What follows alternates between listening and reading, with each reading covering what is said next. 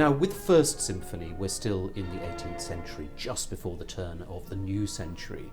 Do you see this First Symphony in the context of what was going on around late Mozart, Haydn symphonies?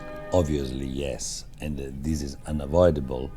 But you can see the germs of a genius moving into the symphonic field. And it's purely Beethoven already, although so neoclassical. And I think the very obvious difference in our interpretation compared to the habits of the Gewandhaus Orchestra was how to take, for instance, the speed of the second movement, con moto, in a way that it will be played and felt alla breve, so beating at the bar and not in 3/8.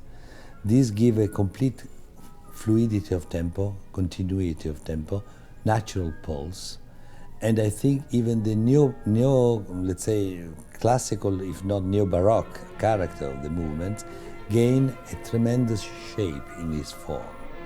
The same goes for the fourth movement with the gioioso character, given alla breve, after this beautiful, mysterious introduction, and the allegro parts can gain this kind of lightness and transparency, but always in spite of, let's say, stressing the joyful character of the piece. And when you perform the First Symphony, how do you pair it? Do you tend to pair it with an early symphony, or do you like to juxtapose it with something a little bit later on? What we did actually, we never combined two symphonies in the cycle in Leipzig. We always combined it in different repertoire, and giving the identity and the independency of each symphony in the second half of the program. And the First Symphony can stand by itself like a glorious hero of a young Beethoven.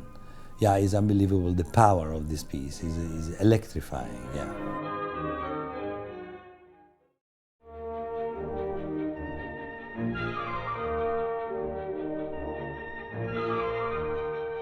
Now, the Second Symphony, again, sort of still looking towards the kind of the classical examples around it, but a huge jump forward. And one of those symphonies, perhaps like number 4, that's slightly neglected in the overall canon. Do you think that's true?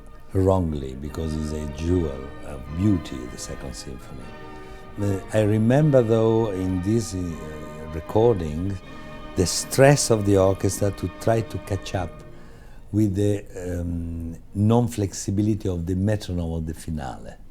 In spite of the amount of notes, if you can clearly play with clarity and with articulation, I remember it's a 152 the half, is unbelievable.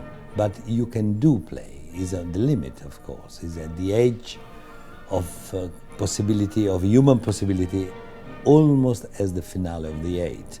But still, it's possible. And I think, hopefully, you can prove that, of course, it's fast, but you should find the confidence that you should not feel it breathless. That's the dilemma with Beethoven fast metronomes very often.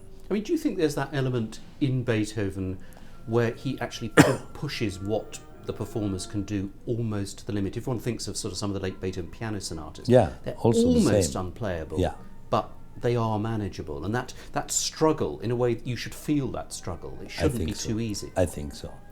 If you make a bridge with for instance, the Scottish Symphony of Mendelssohn with his own metronomes, you can see why, when Mendelssohn was on the podium as Beethoven interpreter, he tried to reach the extremes. Because of this, the sign of alarm from Beethoven metronome: don't indulge, don't take it in a way that is comfortable enough. It has to be uncomfortable, but you have to somehow make it sounding comfortable, coping with the speed. This is the thing, This is the phrase of Gardiner, living dangerously with Beethoven, because you have to find your modus vivendi accordingly to what the text is asking for. Do you think you referred to the Saltarello movement of the Italian symphony? Do you think that gives a clue as to how Mendelssohn would have conducted it? That lightness, I think so. Great, beautifully articulated. I think so. I think it's certainly an indication, yes.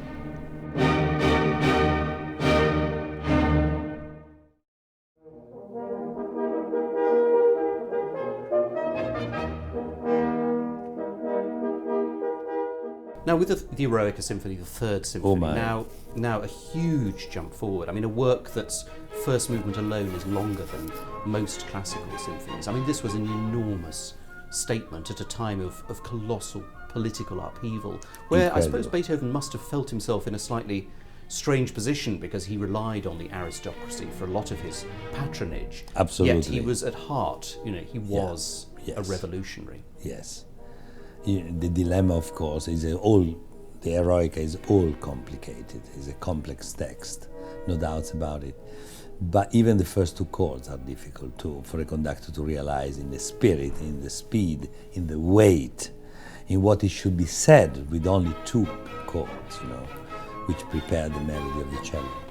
But the biggest dilemma remained the Trauermarsch, and let's not forget the pulse is 80 at the 8th from the score of Beethoven, and Trauermarsch means something which has to march, should float, should be accompanied by walking, slow walking, but the pulse of walking, and not to be stuck in the middle of it. And the continuity, the sense of direction of the tempo, I think is a crucial point for me, and it was in our interpretation, keeping in mind that there is a quote of the Fifth Symphony theme, Sol, Sol, Sol, Mi, played by the third horn at bar 203 at the end of the Trauermarsch.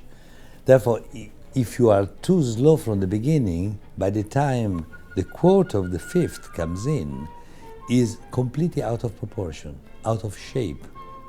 Is an alarm signal which normally is neglected by many conductors. Is over-focused in my version, of course, because I wanted to sound unavoidable. Is an announcement of something which soon, in two symphony time, we will really be obsessed with, this musical quote.